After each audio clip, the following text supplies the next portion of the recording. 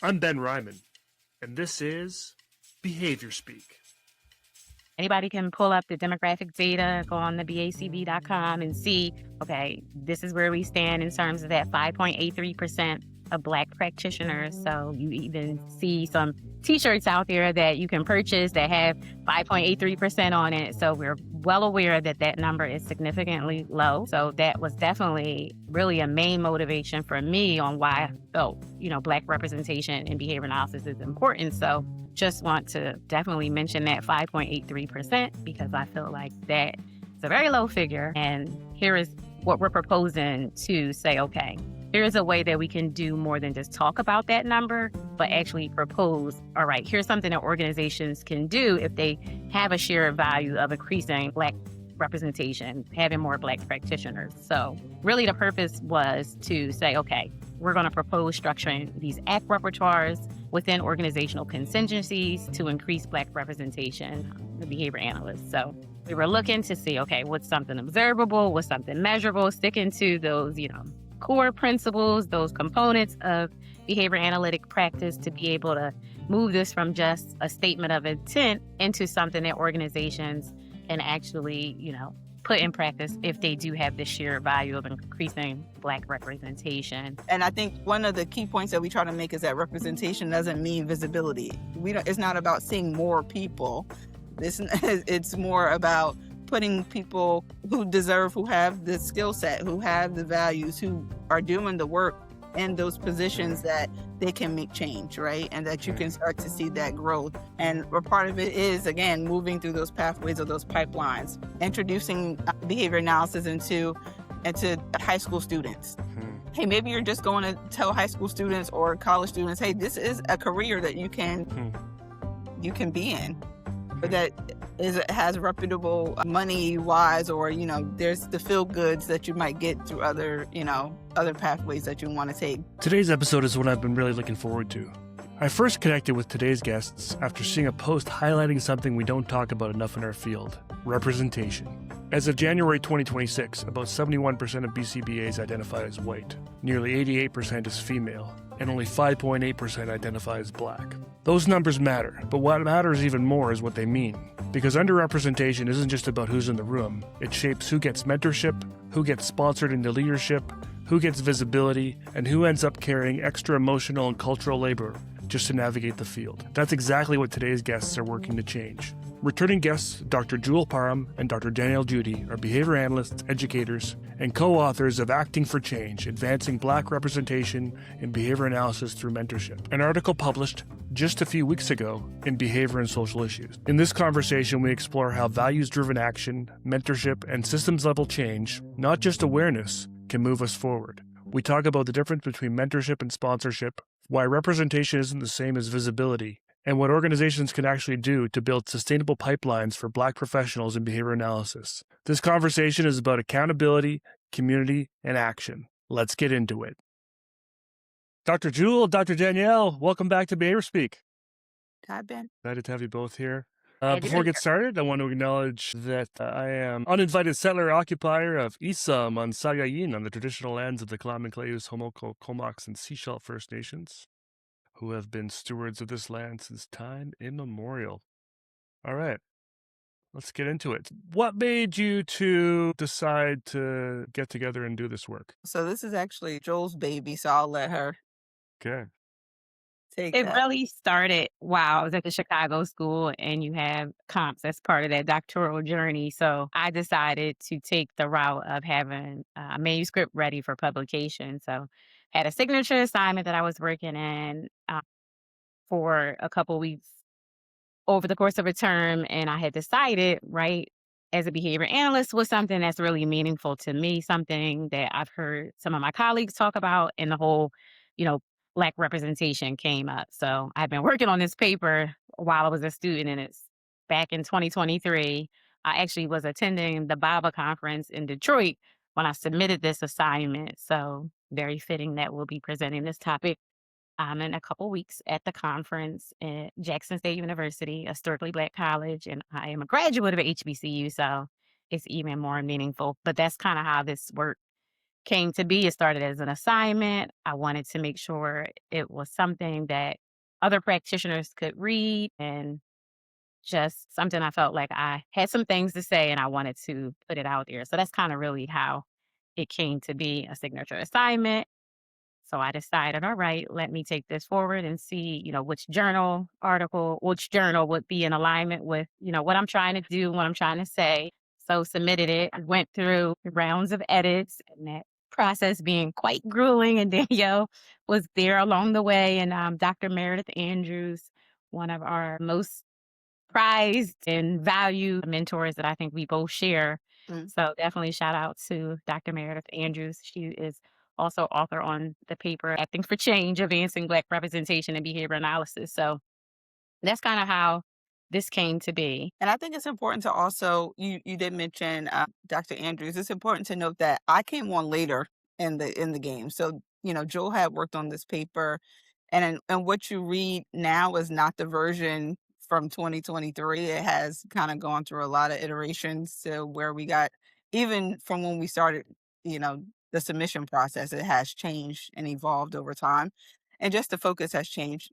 When you look at the paper, you'll see there's so many things. And Jewel and I talked about, like, we can talk about this from so many different angles. The paper itself, whether we're talking about Black representation or ACT or the repertoires, there's so much to take in, or even just the organizational perspective. But the goal for us ultimately was to fulfill Jewel's goal of, putting forth this work that she's done and just really kind of being, there to move it along. So we're glad that it got published and happy to see it, making some headway, and we're able to present, as she said, at BABA, which is nice.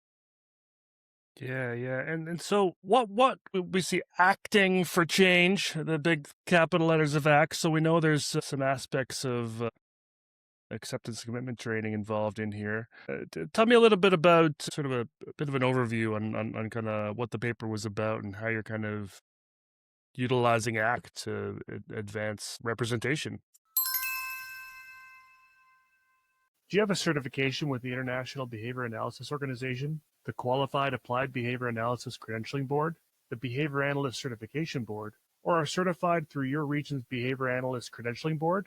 You can earn continuing education units for this episode by going to www.behaviorspeak.com and clicking on CEUs. The first secret word is Jackson. So, anybody can pull up the demographic data, go on the BACB.com and see, okay, this is where we stand in terms of that 5.83% of Black practitioners. So you even see some T-shirts out there that you can purchase that have 5.83% on it. So we're well aware that that number is significantly low. So that was definitely really a main motivation for me on why I felt, Black representation in behavior analysis is important. So just want to definitely mention that 5.83% because I feel like that is a very low figure. And here is what we're proposing to say, okay, here is a way that we can do more than just talk about that number, but actually propose, all right, here's something that organizations can do if they have a shared value of increasing Black representation, having more Black practitioners. So really the purpose was to say, okay, we're going to propose structuring these ACT repertoires within organizational contingencies to increase Black representation of behavior analysts. So we were looking to see, okay, what's something observable, what's something measurable, sticking to those, core principles, those components of behavior analytic practice to be able to move this from just a statement of intent into something that organizations can actually, put in practice if they do have this shared value of increasing Black representation. So I do feel like it's extremely important to note that this paper is a conceptual paper, but it wasn't a paper to say, here's more Black labor. Here's something that Black practitioners or Black people in behavior analysis should do.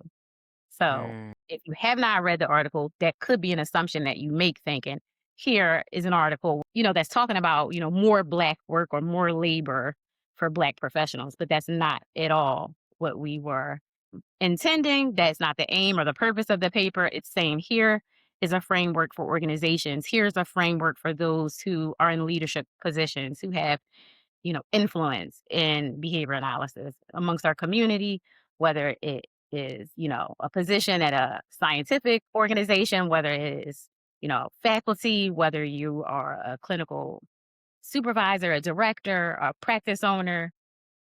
The essence of this wasn't to say, hey, Black practitioner, here's more things for you to do as a Black person trying to, make a pathway for yourself in a field that is predominantly white. Because that seems to be the sort of the ongoing trend here, is that you and I, three of us have all had these conversations. A number of guests I've had on have had these conversations, and where you get some level of Black representation within a company, or really representation of any member of the global majority, it's now their responsibility to come up with the policies, come up with the safe environment, and do the work to sort of increase those numbers in the company, and really the end result ends up being that the numbers actually drop because these folks end up leaving these companies because they're not safe, they're overworked and burdened. So you're proposing sort of a different way of looking at this. So what is it about? Do we come back to those stats, starting with that 5.83, which I got to say, hasn't gone up much since I think the first set of t-shirts was just around 5, and so we haven't even gone up a percentage point here in the last 5 years since a lot of these conversations started happening. What is it about these stats that kind of resonates with your lived experience in the field? I mean, I think we both, Joel and I, have conversations all the time about we talk about the being the only person in the room, but beyond that, it's also kind of what you just mentioned, Ben. It's taking on these additional duties because they look for you for answers. They look for you to speak about the Black experience. They look to you to correct the wrongs that were there, or, hey, here's a situation that we're seeing live and in color. And then they want you to, go and say, oh, can you go and have this conversation? It's like, no, let's look at it from an organizational standpoint. And so we really wanted to take our lived experiences and what we have experienced through just being BCBAs, but also just being Black women in this field in general before we were maybe even certified, to say, hey, these are the things that are that are problematic. But also, without a solution, we keep talking about problems, but this paper is meant to provide some, as Joel said, some sort of framework for a solution. Hey, can we use ACT in a way that it's maybe nuanced to, how we traditionally use it, but looking at it in a framework that we can use it on an organizational standpoint and look at systemic issues, and also ask change makers and decision makers to do something different than what they would normally do. And so that might mean it's a Black person. It could mean that it is a white person or a non or Hispanic person. It doesn't necessarily mean it's for one particular demographic. It's basically for you guys to utilize as an organization and look at what we can do to make those changes. So it's not labor intensive work for that person who's coming in, because that's what we've seen in our experiences over and over again. Beyond just being the only person, we're asked to do additional work in order to bring the culture to where it needs to be, or to address the culture within these organizations. And that's not always, the fair place for us to be put into. But also, there's no compensation related to it. So, I mean, if you want me to do it, I'm okay with it. But compensation would also help and motivate me, reinforce me to do it without just, putting more work on my plate. So what does, tell me a little bit, what's this framework look like? What can I do in my organization, to bring more Black representation in? I work in a company,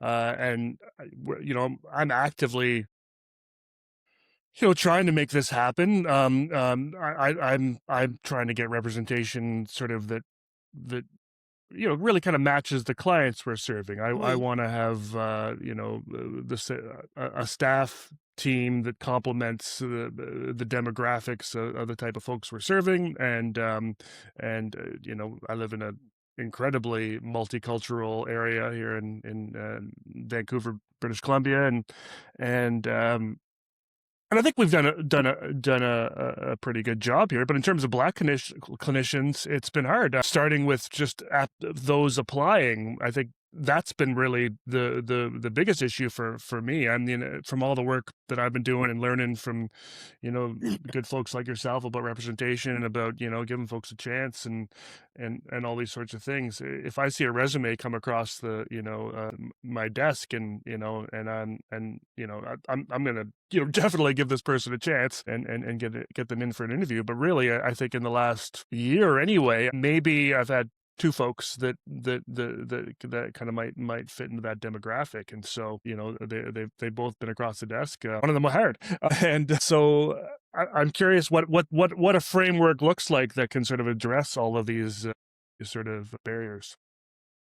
So we were proposing specifically looking at recruitment and mentorship and sponsorship. And so in the article, we get into saying, okay, here's the difference between a mentorship and sponsorship, but specifically looking at these three areas of, okay, how would we be able to mentor Black practitioners? How do we recruit more Black practitioners? How do we, have sponsorship for Black practitioners? And so then this is where, the ACT piece comes in with the repertoires and saying, all right, if we look at recruitment, mentorship, and sponsorship, all right, we propose, all right, if you're going to talk about recruitment, let's look at values and present moment awareness and committed action and think about, okay, here, and we have a table in the article that says, all right, this is what you can do. So if you say, all right, I have this shared value of increasing Black practitioners at my organization, right? Black representation matters.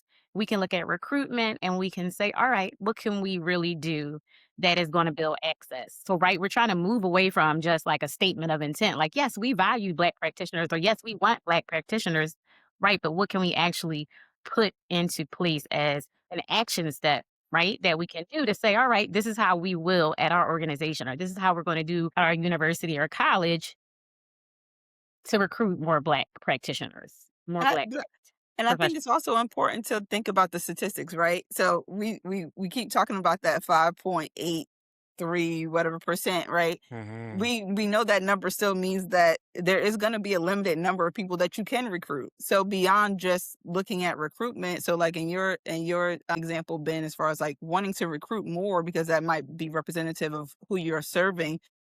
So take a step beyond what you can do as an organization, but who you can pair with. So can you pair with a university that has Mm, an RBT? Because there is a pretty substantial number of RBTs, right, that who are it's true. Black, That's but true. they're not, that pipeline from RBT to BCBA is not necessarily happening. Yeah. So we should be looking at, hey, can we pair with a university or our local school to make those pipelines so that they maybe can gain access to supervision, which is not something that is always Mm, accessible.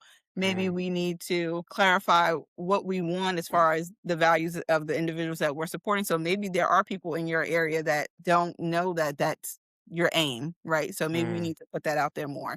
So mm, there are other ways to think, not necessarily like within your organization, but how can you tap into other sources in order to, again, increase that number. mm, And I think one of the key points that we try to make is that representation doesn't mean visibility. It's not about seeing more people. This it's more about putting people who deserve, who have the skill set, who have the values, who are doing the work in those positions mm, that they can make change, right? And that you can mm, start to see that growth. And a part of it is, again, moving through those pathways or those pipelines, introducing behavior analysis into high school students. mm, Hey, maybe you're just going to tell high school students or college students, hey, this is a career that mm, you can be in, but mm, that has reputable money wise, or there's the feel goods that you might get through other pathways that you want to take. But many individuals don't know that this is a career that they can choose, that is a pathway that they can select, and so it does make it harder to do those. But it also means that maybe a part of your organization is allocating that support and those resources to those pathways to increase it. So it might not be work that you mm, can do directly, but your organization can build with other organizations to make that happen. yeah.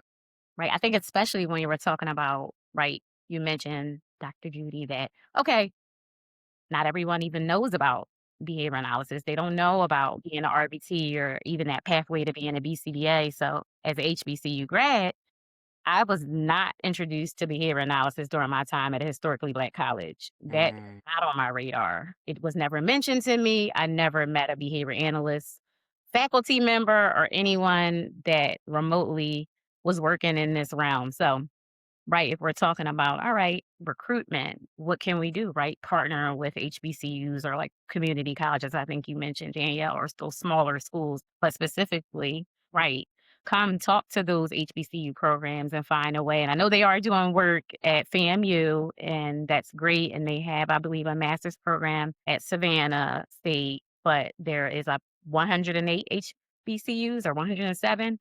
So that's a little disheartening that, on each of those campuses, you might not necessarily even come across behavior analysis or even know that that's an option for you to be an RBT while you're in college, or maybe be an RBT when you graduate and you're trying to figure out what you want to do. Or, hey, I want to go on and I want to be a BCABA or a BCBA, BCBAD. Like those options weren't even remotely presented to me as, a student, undergrad Hmm. student at a historically Black college.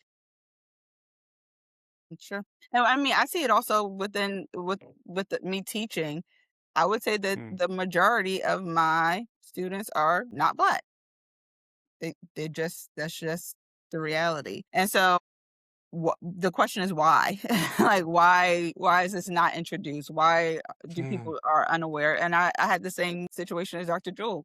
I didn't know anything about behavior analysis until I was out of college. I think Yeah. I got introduced to ABA in general as my last semester because I had an exceptional child psychology course and the instructor was a superintendent for a school district.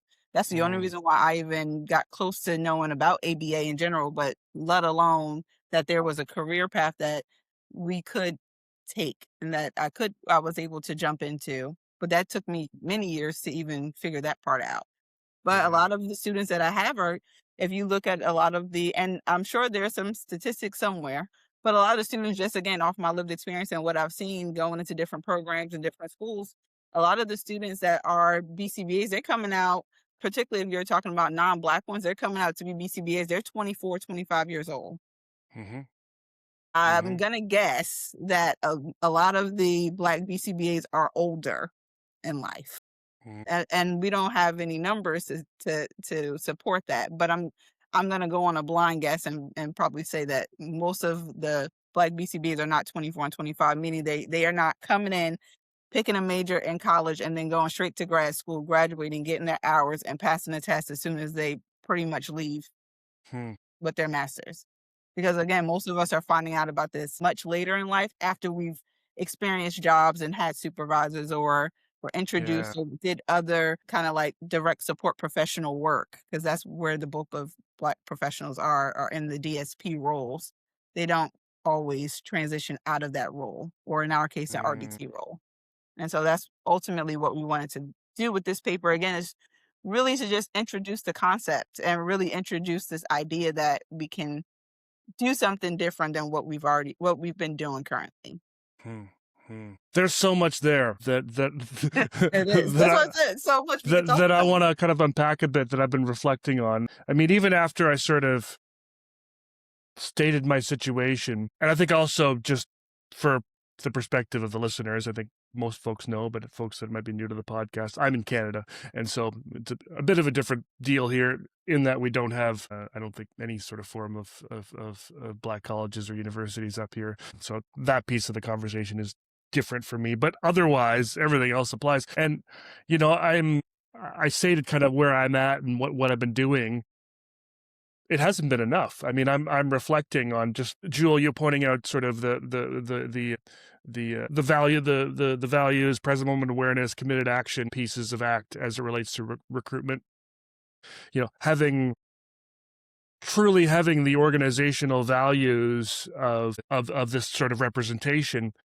Maybe these are my values, but are these the organization's values? And so, I mean, even starting with that conversation in the company and sort of seeing, where folks are at, and I'm also thinking about sort of the actions we could be taking to, like you said, the partnerships with folks, connecting to those communities. Where are the Black folks hanging out in my area, and because I think about sort of the pathway to this career that I've heard from a lot of certainly my colleagues locally. It's been, and I think similar in some folks in the States, but it's been a job ad, possibly at high school, where they're looking for some sort of summer work or looking for some sort of part-time work to help pay for school. It's working with kids. They've never heard of autism. They've never heard of, RBT or behavior analysis. They just need to have some play skills or whatever to kind of get into that realm. And how can we even help folks? How can we even,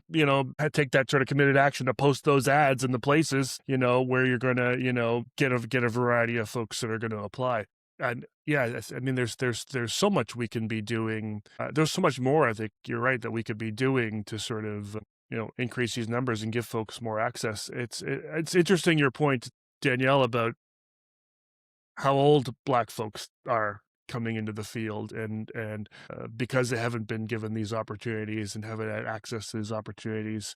Separately, I do question sometimes the pathway that these young kids take of going, undergrad, master's, doctorate with no work experience. Mm-hmm. I think that's a separate problem. Yes, absolutely. I agree. I agree. And we're creating this sort of, massive bubble of BCBAs that, have no clinical experience, no human experience, no people experience. I mean, it does seem like every Black clinician that I talk to seems to have a maturity level more than, more than other folks. And, I just sort of I tend to avoid the age question with all human beings. And so, but I never really kind of put together that it might just be that these folks are, actually quite a bit older than their non-Black counterparts. That's interesting. Yeah, I mean, like I said, there's no data to support it. But, and as you said, Ben, I similarly have some issues with that pathway. With just kind of going straight through. But I think that, like you said, is a whole separate issue that we should be kind of mirroring our career paths and how people obtain the certification similar to our other partners in, mental health and behavioral health, and whether it's social work. They have a different framework of, like, you get hours, you pass the test, you obtain more hours before you can just operate solely and independently. We kind of go the route of, like, once you pass the test, you're kind of free to do whatever you want to do, and that's not always the right way to go. But I won't go on that soapbox. We're gonna stick to the topic of this conversation because I can. So tell me a little bit more about maybe the work we could be doing. We're starting to see, at least, like as you mentioned earlier, we're starting to see at least a couple HBCUs start to develop some programming. There's hopefully, come the fall, the FAMU program comes into effect, and that could become a model for other places. I guess first question I wonder, is that sort of a common pathway that, if one HBCU brings in a new program, that others might, see that as a model and continue and try to do that? Or is it going to take a whole lot more work on sort of our part to collaborate with these schools and say, listen, you folks need to develop these programs? I think I'm so far removed from that time when I was in the HBCU. It was Right. 20 years ago. That was during my undergrad. Yeah. But I do think, knowing how strong and empowering and rich HBCU communities are, I know those connections are there in that HBCU community because I've been a part of it. And so I think, right, if these programs that are, on the horizon of starting, and they show good things, and these are good pathways and opportunities for people, Black people specifically, like, I do feel like those conversations will be had, the doors will open for this type of programming to be a part of, HBCUs as well. And it's, again, 107, 108, so many in Pennsylvania, where I am right here, Cheney and Lincoln, and then you have FAMU and Howard in DC, and Spelman and Morehouse and Clark in Atlanta. I went to Bennett in Greensboro, North Carolina. You have North Carolina A&T out there. just the number you have. Hampton and Virginia, so many wonderful, opportunities in terms of students who are looking for HBCUs to go get their college education. But right, it would be great to say, oh, what about behavior analysis? Right? Learn some things about the science of, behavior, human behavior.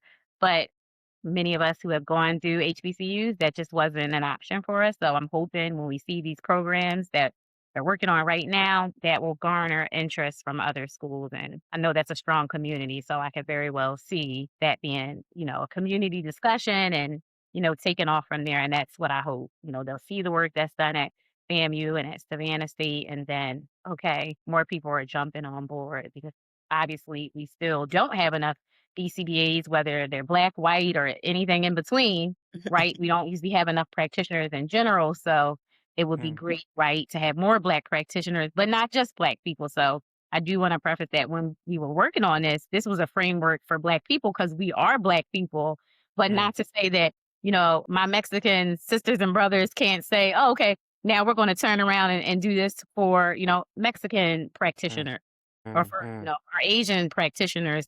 This was a framework that I felt was best for Black representation, but also I wanted to open the door for other, underrepresented groups, other marginalized communities. So hopefully this gets the conversation going in those other communities as well.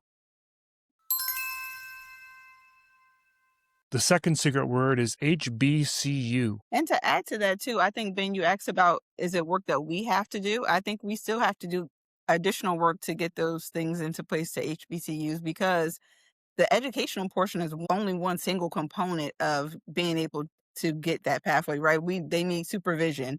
They need access to clients. And so now with the new standards, you have to have a client of some capacity. Most times that means that they have to be RBT. They have to be, working in some other, and there's so many different ways to get your hours, and being RBT is only one single way, but we know that that is going to be the easiest way for them to obtain it. So that does mean that we have to do the work and pairing with them and being in collaboration with them, meaning that, hey, I'm opening my door for, these practitioners or these student learners to come in and to obtain hours, to obtain supervision, to provide mentorship to those. So all of those things, again, that are in the paper are outlined in ways that there's not one single way. And I think for every organization, every person who is operating within an organization, there's something that you can select out of there. Pick anything off the chart that's there, and then you can, reflect and add to those things for, like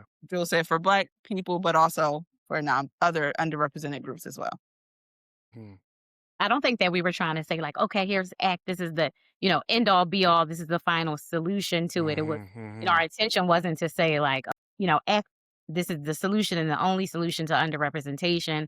I think we're really trying to offer a behavior analytic way to think about what can organizations do, right? How can they define, arrange, measure, or even adjust over time so that this isn't a constant conversation. They were moving away from naming, okay, there's not enough Black practitioners, that 5.83%. Like, how do we move from just having that as a statement and actually doing something about it? So. Yeah, and I don't read this as sort of the solution to representation is ACT. I read this as organizations can use the principles of ACT to start having these conversations about the actions they can take and the follow through, because a lot of ACT is about, responding to sort of those verbal behavior contingencies that tend to get us saying, tend to get these sort of priorities moved to the back burner. Well, I don't have time, we got to work on this. This is the priority right now, Even me just saying in my sort of example of, I only got 2 resumes, is sort of verbal behavior that I'm engaging in to give me an excuse not to do anything about it, right? Because I'm saying I only got 2 resumes, so there. But, you make the good point that if this is a value of mine, then I need to do the work to figure out how I can get more than 2 resumes coming in. And I think that's really valuable. And I love the table, by the way, that I'm just kind of glancing here right now at table one, and it provides a lot of really. I think that's something I really like more and more about articles like this that provide those specific actions we can be taking to make some change. And like you said, there's a lot of we might not all be able to build an RBT to BCBA pathway through an HBCU. Obviously, I can't because I'm in another country. But there are a lot of other actions here that I can definitely be taking to make some more change. I love to talk about the next bit, the mentorship, and tell me a little bit about that part of the paper and some of the ACT pieces and some of the work we can be doing there. You want to go, Danielle? So we were looking at diffusion, acceptance, values again. So we're saying, okay, mentorship being this critical piece of, any pathway, becoming a behavior analyst, like we know the value of mentorship. And it's not just about being nice or being available, right? Mentorship is going to be a set of repeated behaviors. So are we having enough mentors to even provide mentorship to Black practitioners? So having mentors that, have the same shared experience or lived experience. So that maybe if something comes up on the job that, relating to some of those cultural labor issues that we talked about, are you a practitioner or are you a student that can go to, a mentor and even have these conversations? And if not, then this is why we're having this framework to say, all right, maybe you are a mentor and you're not Black, but now look at diffusion, look at acceptance, look at values. Now, this is how you're going to be able to look at that table, right? And take something away when you're providing mentorship to, a Black practitioner, because obviously that 5.83% is saying there's not going to be a lot of Black mentors, right? That number is now, limited as well. So most of our mentorship is coming from, white practitioners. So we have some great white mentors, some great white practitioners. However, we do know through our own lived experience from many other behavior analysts who are in our behavior analytic community that sometimes when those challenges that we face with, the extra workload, those cultural labor issues, that there may be some disconnect sometimes. And okay, supporting your mentee during those times. How do I, talk to someone about something or mentor them through something? And that's just not my lived experience. So that definitely has been a challenge in my own life. I'm sure Danielle can speak to that too. So just thinking about something we talked in the paper is like, okay, if these things are coming up for a supervisor and they're saying, okay, well, I have this, Black mentee, but maybe they're not ready for leadership. But looking at diffusion, then they can say, all right, I'm having this thought. Okay, maybe it's, this rule that I'm thinking that needs to be in place where I'm thinking about, okay, this person isn't ready, but, unhook from that, right? Diffuse from that. And you as a mentor are now making your decisions based on the explicit criteria, right?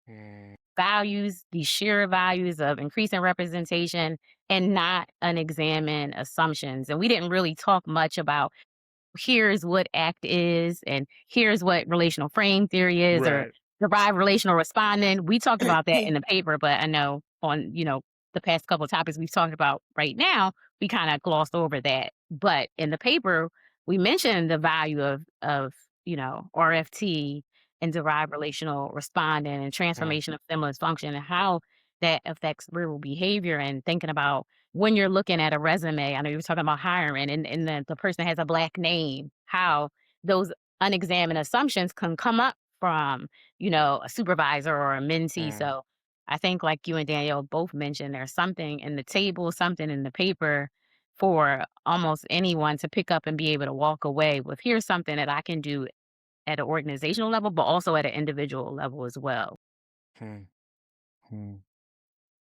Yeah, I mean, it's not meant to be an instructional paper on how to No. engage in those ACT processes. Not at all. It's a pretty short paper, which is great. It's an easy read and an inspiring read.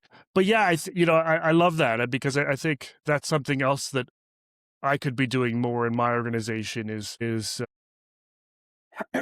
giving people the tools to take some pause and think about the decisions they're making. Think about why they're recommending person A versus person B. Think about sort of,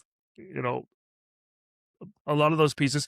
I had an interesting. It's not specifically related to the paper, but it was.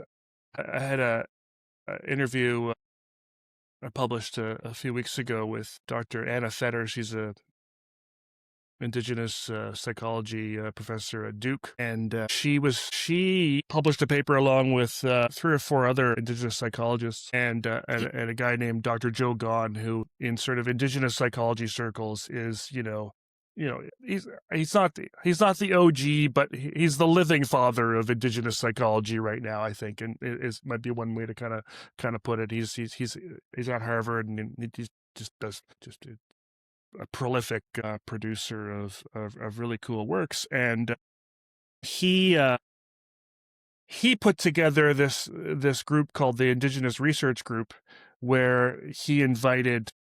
I'm not sure exactly how it was started, but he basically brought together Indigenous psychology graduate level, doctoral level psychology students from universities across the U.S. and brought them together, all basically the only ones in their programs, and brought them together so that they could, mentor each other, get mentorship from Dr. Gahn through this sort of, multi-week process, and just have a way to access sort of mentorship from folks that look like them and had their same experience when they wouldn't be able to find that sort of locally. And I thought that was such an innovative way of doing things. And then Dr. Fetter did the same thing herself and brought together 4 students again from across a bunch of different campuses and had them develop a group. And I interviewed those students as well, and that episode's coming out shortly. But I think there are creative ways, if you don't have access to the people to provide that supervision, to provide that mentorship, that you can still provide your folks with opportunities to access those people even outside of your company. Yeah, that is definitely a good way of thinking about things for sure. Might have to Look take into that model and replicate it. Right. absolutely. I think the mentorship, excuse me, piece is like so important, especially with, I know we talked about, sometimes practitioners are coming out there passing that exam, but they may not have had lived experience in the field, working, across different settings. And so, right, you need that strong mentor to be able to say, okay, not just being nice or saying like, good job, you're doing a great job, in the center or at home and community, right there, providing structured feedback, right? They're going to create access to opportunities. And I think you really get to see the value in mentorship, like being in a doctoral program. I feel like, and again, now this is one of the driving reasons of why I wanted to write this paper. I didn't really get a good mentor until I was in my doctoral program. And Wow. that's where I saw like the value of mentorship. And it's continued to be, okay, these mentors that pour into me and say, okay, here's an opportunity to, work here, or here's an opportunity to work on, research or be a part of a lab. All those things came later in my academic journey. Like I already had a bachelor's degree, I already had a master's degree, postmaster certification in the ABA. Like it took for me to start a doctoral program to know what a lab was, to have a solid mentor who was giving, structured feedback, who was creating, opportunities, who was saying, come to a conference, present, do a poster presentation, post, submit proposal. So Even just when think we about didn't how want long to. it took. Even when we didn't want to. It was like, Right. no. Yes. Even when we didn't want to. And so I feel like that's also made us, be better practitioners, better people, but also now like we can pay that forward and we understand what mentorship truly looks like. And I think when I passed my exam and I was, supervising RBTs, like I still didn't encompass what good mentorship was until I had good mentors myself. And unfortunately, it just took longer for me to have access to good mentors. And I still don't have a lot of mentors that look like me. I have a few now, which is great. But just thinking about how valuable mentorship is and what happens when you don't have access to mentorship and good mentorship, and maybe mentorship from someone who is very aware of your own lived experience and some of the things that may affect you while you're a student, or some of the things that may affect you while you are, working as an RBT or as, a BCBA. Danielle, before we hit record, I was asking kind of what you've been up to and what you've been getting into, and you've been teaching a lot, and you're saying you wanted to kind of get back to supervision and do supervision a little differently. I wonder if you could talk a little bit about that, just being on the topic of mentorship. Yeah, absolutely. I think I told you I took a step back from it for quite some time. And Mm, I kind of, if someone asks me, I'll say, okay, as long as, everything aligns and timing is good and they have the level of commitment that is required on my behalf to do supervision with me. But I'm thinking about, not thinking, I am doing things a little bit differently this time, meaning that I'm being very intentional about who I mentor and who I supervise, but also the structure of it is going to be different because I'm now collectively I will soon have 4 Black women who are going to be directly supervising. But beyond that, I am going to be putting them together in a group so that they can not only meet and introduce themselves to each other, but they can be within that group. But that also means that I'm going to be introducing them to people like Dr. Jewel and Dr. Shantae Dix, who we were with. So I'm going to be, it's supervision, yes, but kind of similar to how you just were describing, it's going to fill and going to feed into that mentorship piece yeah. in the hopes that it will then evolve into sponsorship, meaning that they can evolve and grow into great practitioners and they can demonstrate skill sets that are needed. And then, I can do what was done for myself and for Jewel, meaning that I can say, hey, you got to post a presentation. Hey, you should Mm, come and do a symposium and talk about this piece of your work or whatever it is. But the idea is that I'm really trying to be very intentional with how I'm doing things. And it's ironically, it was just how it worked out. I didn't mm, intentionally seek out these people. They sought me out and asked. yeah. And then it just kind of worked out. Timing aligned perfectly. And so I said, okay, I think this is a good opportunity for me to not only do what we're writing about in this paper, right? And Mm, so practice what I preach, but also make a way for them to get good quality supervision that is well-rounded and that they can also be introduced to a lot of different areas and topics. So we are also not focusing solely on autism and neurodivergent support. We are talking about OBM.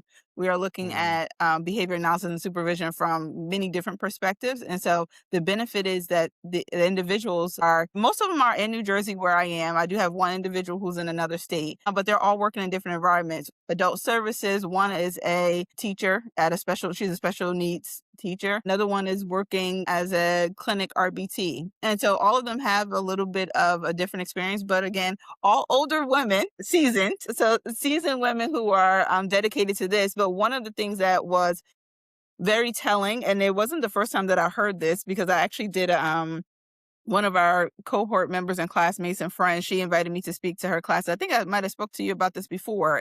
mm, And a couple of her students, she's in Chicago at a university. And so a couple of her students were Black women, and they said they have the hardest time finding supervisors and they have the mm, hardest time getting their hours, and it takes them so much longer. And they mhm, wanted their question to me was, did I experience that the same way back when? We won't talk about mm, how many years ago that was. But way back when, and unfortunately it was the same. It took me so long to get supervision hours. It was not a direct path. It was not something that was seamless. I had many, many, many supervisors, and I only was able to get a bulk of my supervision because I was able to have a supervisor who was just like, hey, like, we're going to bring you on board and you have access to 5 and 6 different BCBAs, all who can supervise you in different areas, and they had their own strengths. So I was able to do that. But that was a once in a lifetime situation. And so one thing that these women that I'm going to be supervising and then, in these next few months or, ongoing, is they also the same thing. One is starting completely over, meaning she has almost like 1,300 hours and now she has to start from scratch. Why? Because it's wow. been so long, she's going to lose those Mm, hours. So yeah. she has to start Brutal. from the beginning. I have another one she's in the same boat. She wants to take the test before it switches over in Mm, 2027. But she has to be she can't even get sick. This is how tight of a schedule she has to. But again, she has a supervisor, but it's going slow. And so Mm. she has hours that she can no longer count as well because it's been too long. And so I constantly, in my experience, have heard this over and over, time and time again, how supervision is hard. It's tough. It is not accessible. People don't want to provide supervision. If they do, they want to provide it at a really high number. I know when I got supervision, I think I was asked to pay $120 an hour. And so that's and so I don't know what people are charging now. I'm not asking. But that's not what the goal is, not to, break people's pocket and get rich off of it. But there's a level of commitment, obviously. But the goal ultimately is to provide these women with what I didn't have, in the hopes that they can make their path, maybe not easy because it's going to be hard work, but make it easy to access and easy to have mentorship from myself, but also from people that have strong values that are connected to me that I can bring in, and that they can, again, build networks of people and build relationships with people, because ultimately that's what the name of the game is at this point. Can't do anything without building relationships with people. So Yeah. my Yeah, I hope is love that that. we can move beyond that mentorship and get into sponsorship. Well, it makes me think it too. I love the way you're doing this, and that you're bringing the folks together as a group. And it makes me think about the conversation you and I had, Jewel, around building community. And it just sounds like this is another way to build community, is to build these supported networks, build these connections. I love that these folks are all from sort of different realms of the field, and they can, mentor each other, Right. and you can model mentorship, and they can start mentoring each other, and hopefully these will be relationships that last, and down the road we'll see them replicating what the two of you are doing, presenting together and writing together. So I think that's awesome.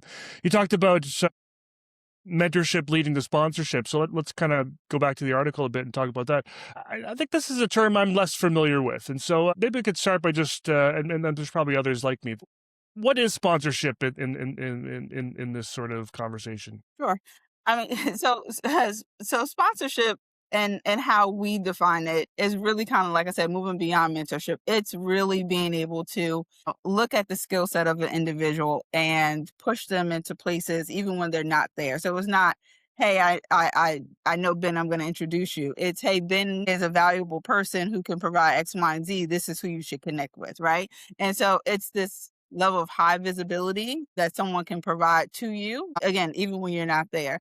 And so for us, we can go back to Dr. Nasia, who kind of started this conversation about mentorship and sponsorship in her article. And really what we did was to really think about how she described it, but also thinking about it as we're talking about it as far as ACT. So, and when we talk about an ACT, we're talking about those committed actions. Self as context is really just looking at perspective taking. So being able to think about that person and think about their perspective, what again, skill set, but also what have they been through? What are their lived experience? What can benefit them to push them forward and to propel them into a place of leadership, propel them into a place of decision making. It doesn't mean that they need to run a business or be the CEO. Maybe their sponsorship is just being able to go on stage and do a presentation, something that they were never even saw themselves being able to do, or never wanted to do, or never thought they had the skill set to do. And so it could be very small steps. It doesn't have to be this super grandiose thing. I think for me specifically, sponsorship is about intention. And so being intentional with how you discuss people, what's your verbal behavior, right? So I could say Jewel's a great person, but no, I'm going to say Jewel is a practitioner. She's a scientist. She's a researcher. Those things are important. So also exploring the intentions that we have for people, and exploring how we can propel them and to push them into a place that they can be hopefully better than you, or, in the future, if that is the path that they want to take. Yeah. Yeah. So sponsorship seems like It's like the gold standard. Well, yeah, exactly. It seems like a place that Yeah. all mentors should be striving to be at, and Yeah. Mhm. Mentorship is great and awesome, and if you can at least be providing that, that's you're already beating out a whole ton of folks in terms of the service you're providing. But sponsorship shouldn't be sort of something that's special for certain people, or It should be something we're all striving to do for all Mhm. of our folks. Is that the Yeah. idea? Yeah, Yeah. absolutely. And I think one of the things that, Joel, maybe you can talk to, Okay. one of the areas of feedback that we got when we were doing this paper was that sponsorship is hard for the person who is the sponsor, right? So if I'm taking on that role to sponsor someone, I have to have a level of commitment because obviously that person is tied to me, and I'm making recommendations for them. I'm putting them to say, hey, you need to hire this person, or this is a good person for the job, or if you need this job done, talk to this person. Again, yes. And so we accepted the feedback, but we also challenged it to say it is hard for the sponsor, right? But it shouldn't be that hard, because you should be sponsoring people who you have already acknowledged and established that can do the job. We're not saying give people, hey, you just get it because you're Black. No, that's not, Mm. how that's Right. not the objective, right? And it's It's not saying that like you're newly minted or you've been a BCBA for 2 years and now you're sponsoring someone. That's not what it is at all, because that's where this distinction comes in between like a mentorship is more about guidance. And then we like to look at sponsorship like advocacy. I'm sponsoring, a practitioner. Now I'm advocating for that practitioner. That might look like inviting them to speaking opportunities. That might look like introducing them to a professional network that they would not have access to without my sponsorship, or here putting them in a position of high visibility, projects. I'm writing, a book chapter for a psychological or a behavior analytic textbook. Now I'm bringing you on and saying, okay, I have this, platform and I'm sponsoring you Hmm. because we've moved from just mentorship and guidance Yeah, to yeah, yeah. I'm creating these opportunities for you based off of my professional network, maybe my name, my work, the things I've done in the behavior analytic, community.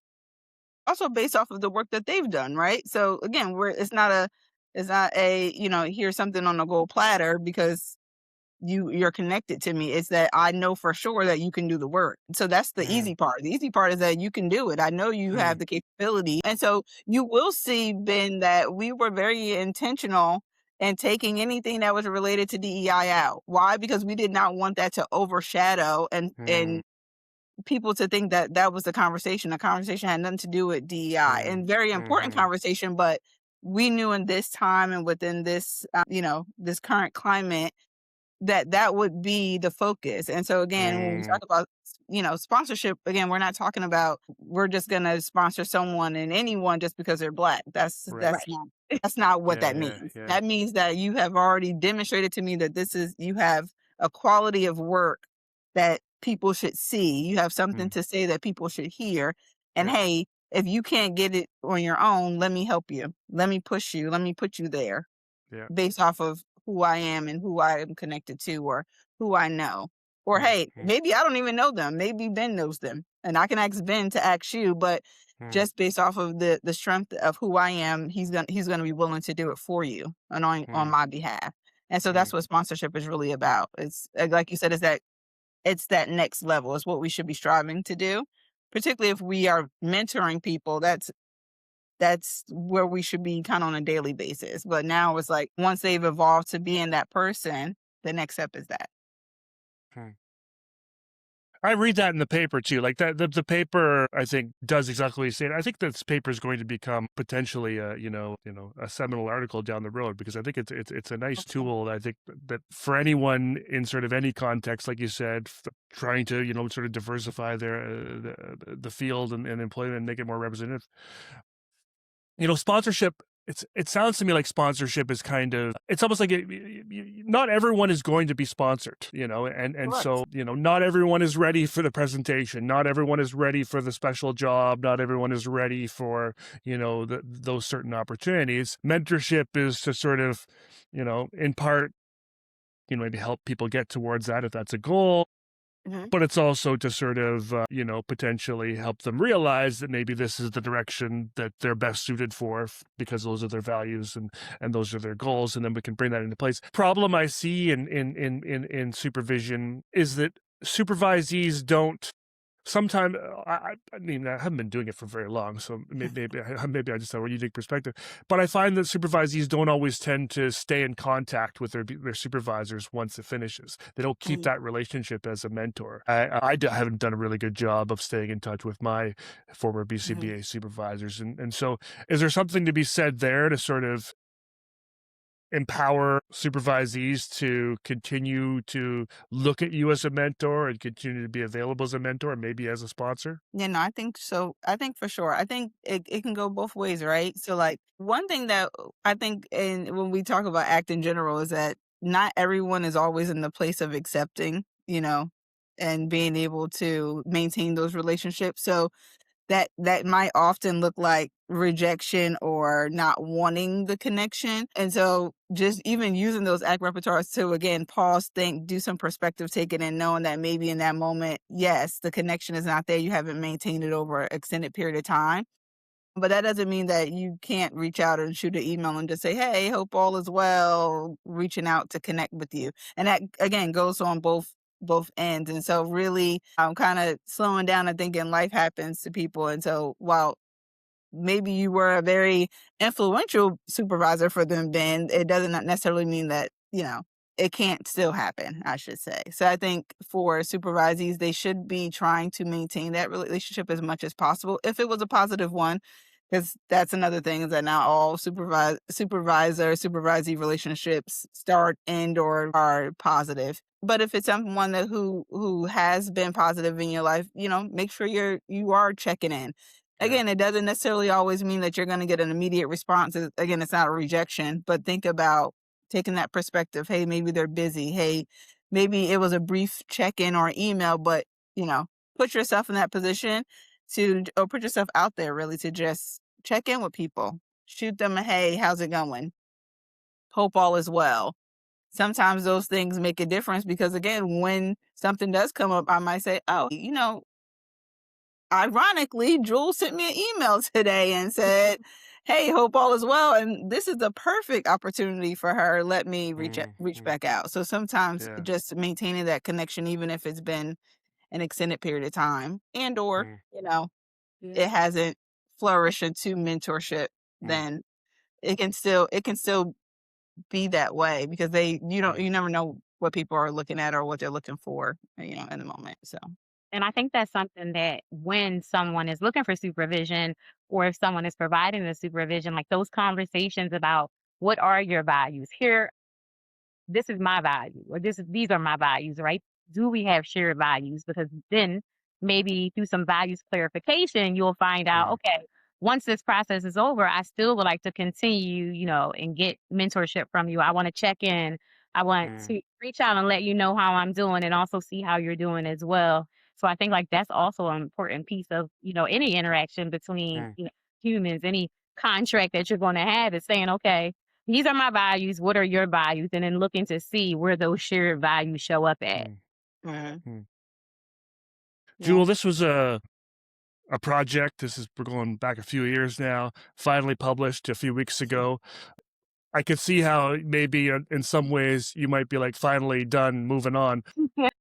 Do you see sort of more work building on this project?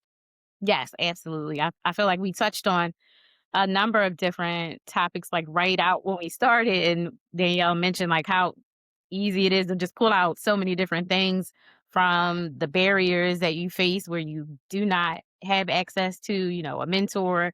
Sponsorship might be something you don't even know. Talking about, professional norms when you're in a predominantly white, behavior analytic community. How does that look? How does that show up? How has professionalism been weaponized against Black practitioners and Black people and Black women? We talked about cultural labor that leads to emotional labor for us when we're asked to do things that we're not compensated for. But because I'm the Black school-based behavior analyst, now I'm expected to, manage the Black kids or spend more time with Black students because I'm a Black person. So many different things that I feel like came out of us putting this paper together, things that we experience as, Black practitioners, as Black faculty, as mentors ourselves, and navigating, being part of the 5.83%. So lots of things that I think what I want to work on and things I want to work on with Danielle and Dr. Jared Van and just a number of different individuals who have shared values. And I think, again, it always comes back to shared values. It always comes back to the community and collectivism and me out here doing things, not just for Jewel, but for,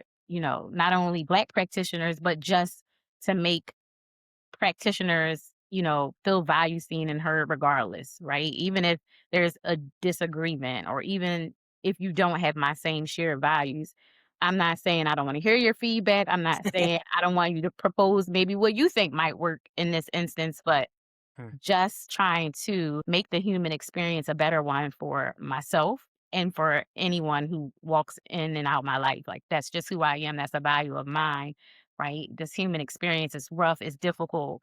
And sometimes that shows up in the workplace, whether the outside world brings you to work and you're under stress or the stress comes from what you're doing in the workplace. But right, we can't just talk about these things. We have to have actions, you know, values-based behavior that we can engage in to move us towards having this more meaningful life if Hmm. that's something that you want out of this life. That's something that I want, so Hmm. I'm actively working to find ways to always move myself towards what's most important to me. And so this type of Yeah. work is more than fulfilling and rewarding. It's not easy. It has Hmm. not been the most easy experience at all, just being a Black person in academia and trying to meet the standards of the reviewers and going through that process. So, like Danielle mentioned, there's so many things that we could have talked about and continue to talk about, through our lived experience and our positionality, which was Hmm. basically informed this paper. So, Yeah. No, I love that. I love that. There's so much good stuff coming out. You're presenting on this topic at BABA in June. I'm not going, but if there was ever a conference, I mean, BABA 2023 that was the first conference I'd been to in ages, and it blew my mind. It was the most amazing thing I'd ever been to. And I'm looking at the lineup of presentations at this year's Yes. conference is phenomenal. Yeah. just out of the water. Like I post after post coming on their social media, these topics are just Yeah. whoa, and a lot of, and also a lot of people that I've never seen before too. I think a lot Mhm. of new faces kind of coming in and doing the work, which is really awesome. And so many of these folks that if you're listening right now, there's a good chance I'm going to reach out to you. And if I don't, reach out to me because I'd love to talk about what you're talking about on the podcast. I don't think there's one topic on here that doesn't sound cool. But also, you folks are doing another one, which is super awesome. I mean, and so I wonder if we could talk a little bit about this one. It's called Soft, Strong, or something else. Colorism, which it's good to see a little bit on the colorism, masculinity, and the space to act in Black male identity. That's quite a title. Tell me a little bit about what that's all about. Why you got together to do this one? So this is a marry between the things that I love and the things that Jewel loves. So obviously I love the study and the history and the culture behind colorism and just, how we get, you know, away from colorism. But and also Jewel is the act girl. So we kind of mashed them up together. So how this kind of started is that I wrote a book chapter on masculinity and colorism. And so Okay. how basically going back to like relational frame theory. So how does language and culture kind of blend and why are people light-skinned Black males considered to be soft? And so you see things like well, you're from Canada, so the Drake effect and like yeah, and that area. And then also dark-skinned males are aggressive or strong. And so, and how that relates culturally and historically, but also what we can do about it presently with using ACT. And so the goal for us is to really introduce people to colorism, introduce people to how colorism shows up, intersectionality between colorism and also men, because we all often talk about colorism as it relates to women and beauty standards and all these things. And we don't talk enough about how it impacts men and their masculinity and how they see themselves and their behavior due to this language based things that are happening within our culture as Black people in general. And so we're going to tie in ACT and how we can help Black men and Black boys also to navigate those things and navigate those feelings, but also how we can change our language as a whole, as a culture, so that we can kind of limit colorism-based language frames that we have currently. And so it's going to be a fun topic to explore. And I think we'll talk a lot about reverse colorism and people's feelings about that. So it'll be a short snippet of like a lot of different conversations, but I think it'll be a fun topic for people to, to come and see and to talk about. The sad thing about what you just said about all of the great presentations is that it's going to be like so many that we miss because I'm sure there's going to be some overlap on the schedule. So we won't get to see everybody that we probably want to see. And that means the same thing, that people will have to make choices, and we're totally understand it. So this presentation is really just if you're interested in colorism, if you're interested in learning more about how RFT plays a role in our language and how we talk about masculinity in the Black community, as well as how we can use acts to refute things. So I believe the conference will be online though, right? So there probably will be access to ability to access the ones you've missed sort of in the future. So if you don't catch it live, you'll be able to catch it later. Where is tell me about the book chapter. What book is this from? Listen, I don't know.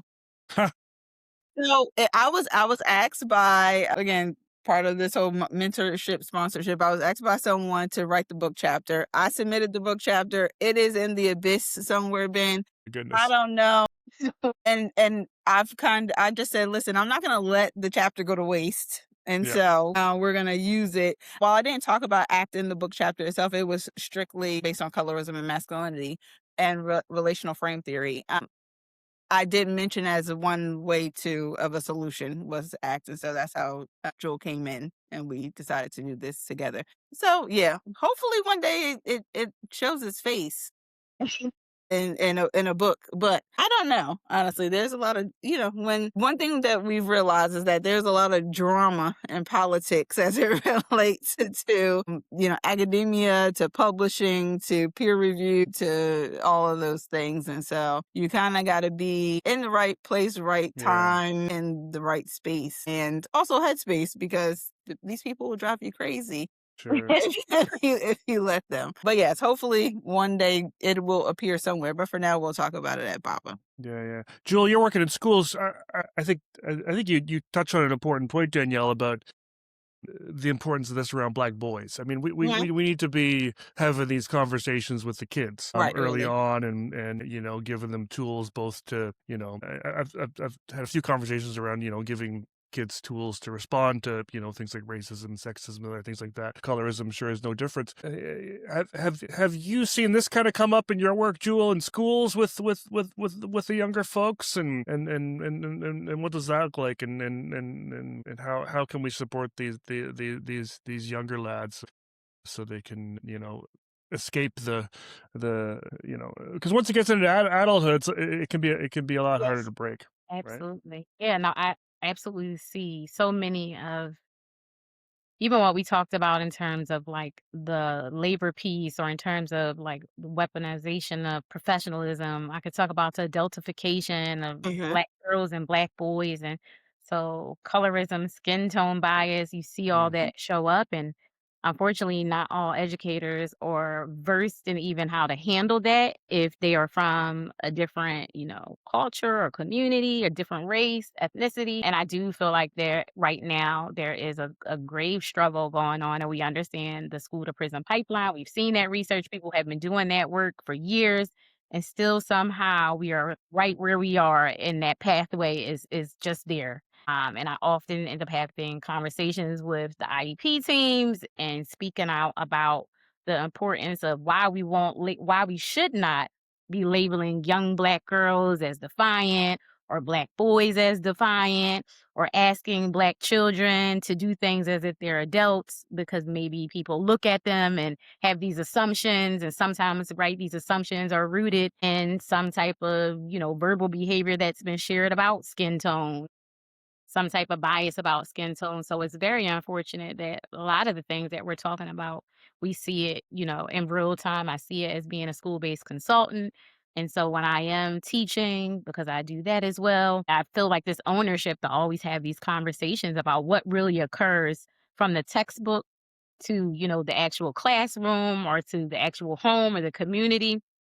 Because I think there's a gap sometimes when we're reading these books and then some of this difficult stuff shows up, then, what are you going to do? How are you going to be an advocate as a practitioner? That's what you should be doing as an adult in general, where we should be advocates for children.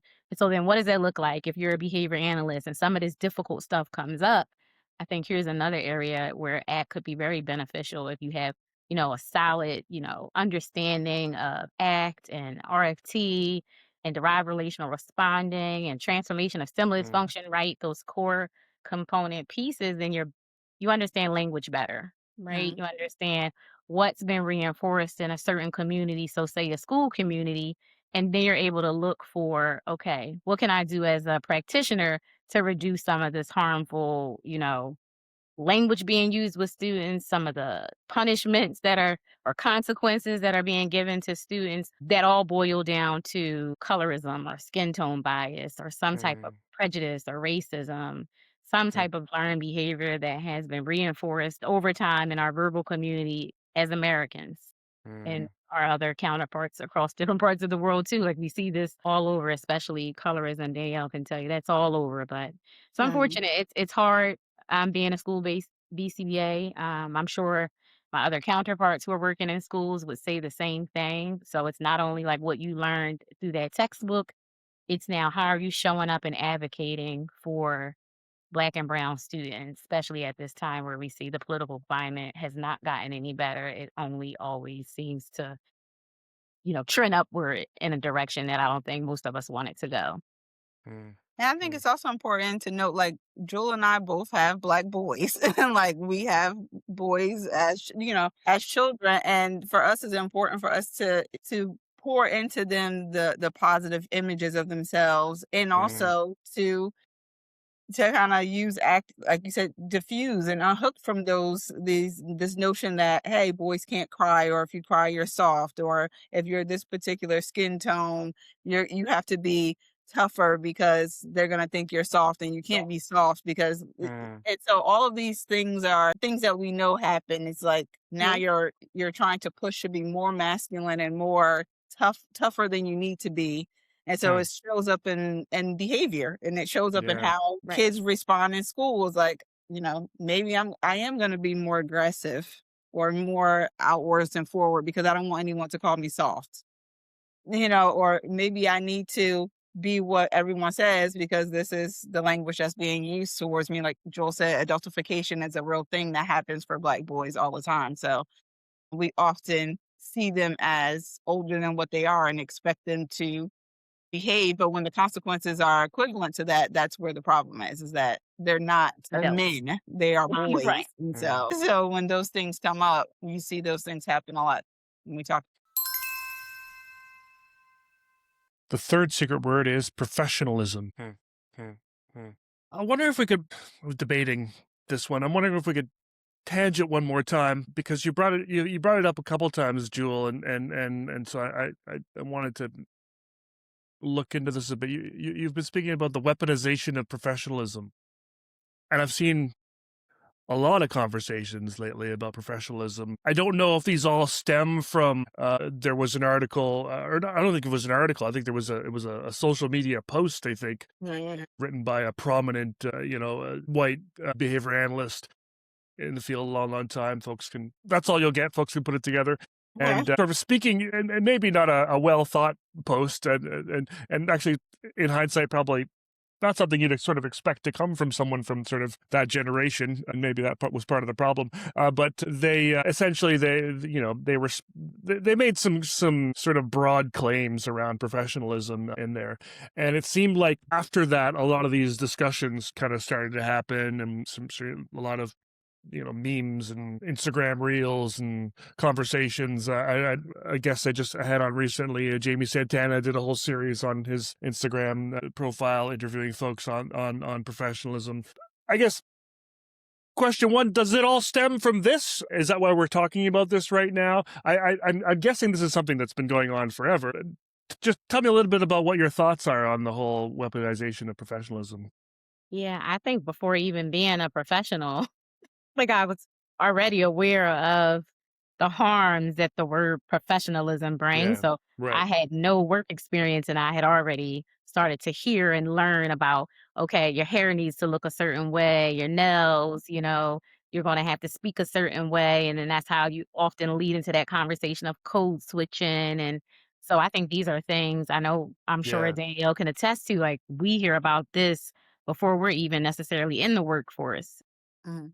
Yeah, So we're we're told these rules about professionalism long before, because historically that's how it's had to be. For our parents and grandparents, they had to look a certain way that could also have played into passing, right? Passing more for someone who's white, meaning that I had to dress a certain way. My hair should be straight because that looks more European in nature. And so all of these things are, like as Jules said, things that we have heard long before we could even get there. It's almost like professionalism started in the schoolhouse, right? So Mm. you had to go to school a certain way, and you had to be dressed a certain way, and you couldn't, like you said, speak in a way that was what people would say ebonics, or right.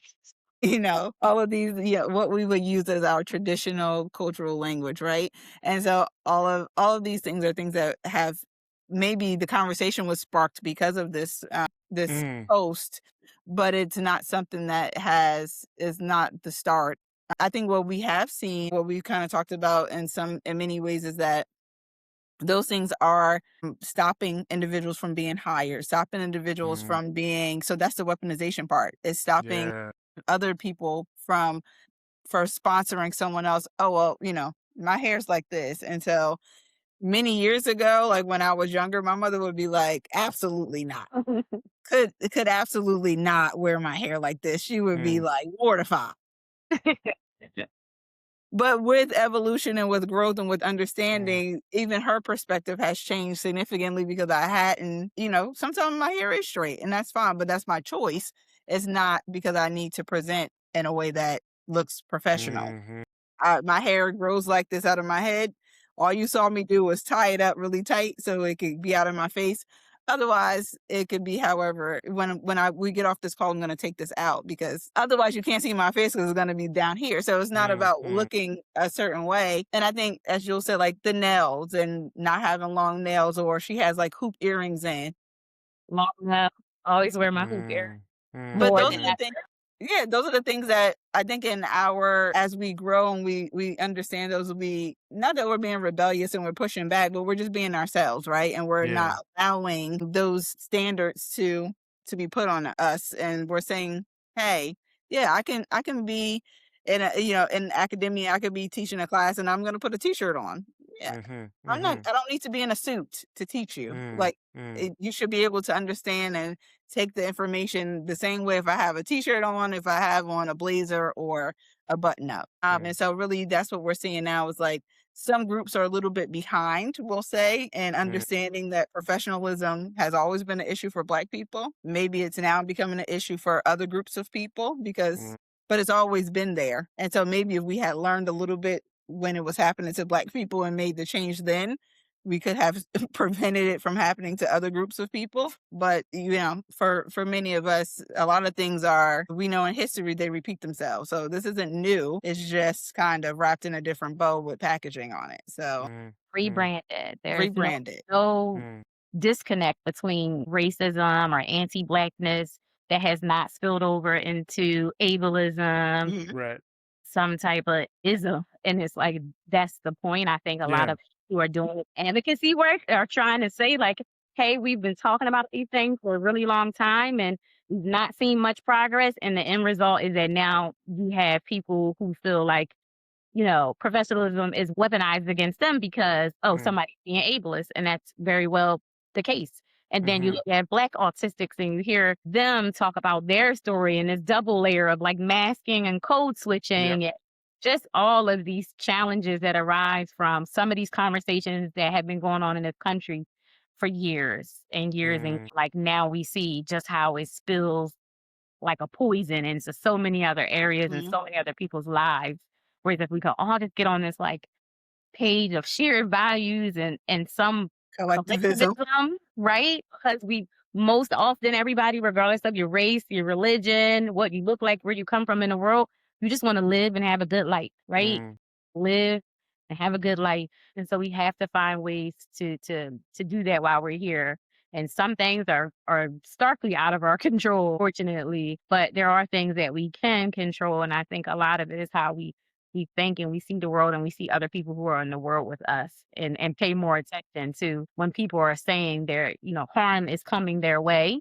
And we listen and we learn and we come together, as a community and ask questions if there's things that we don't know, and not think that, oh, I'm an expert because I passed an exam and now I know everything about everyone or every behavior or every behavior Right. term. Like, that's not the case. That's not what it is. So I think we'll be moving toward, this different place one day in this behavior analytic community where I hope, some of these hot topics I'll say that are coming out on Instagram will lead us to, a better place as practitioners, especially as we think about mentoring, the aspiring, BCBAs who are coming up through, their pathway, to be able to better support them in this crazy world. Yeah. Yeah, I mean, professionalism just seems like it has and always will be and always has been a tool of systemic racism, of oppression, of white supremacy, of sort of the white heteronormative, Yep. neurotypical sort of all the isms packed into one. Yes. Danielle, Jewel, really cool to have you both back here. I was saying before we record that I think you're the first returning guests I've had together on the podcast, and it makes sense that you're the first. You two work so well together and are both amazing in your own right. And so I'm really grateful you came on here. If folks aren't going to BABA or can't go to BABA, check out the online program if you can. So many good things happening on there. For sure. Just so many amazing presentations, and we'll link to all those. And you're going to hear this long before BABA, so you'll have time to register. So get on down there. Thanks for coming on, thanks, folks. man. Appreciate it. Yeah. There are 3 episodes of Behavior Speak you've got to check out. First off, episode 224, Colorism in Context with Dr. Danielle Jeudy. Of course, episode 223, Building Community and Behavior Analysis with Dr. Jewel Parham. And finally, you want to check out episode 237, An HBCU First, Training the Next Generation of Black Behavior Analysts at Florida A&M University. You can find us on Instagram and TikTok and subscribe to our YouTube page at Behavior Speak. And if you enjoyed this episode, please leave us a review on Apple Podcasts or Spotify.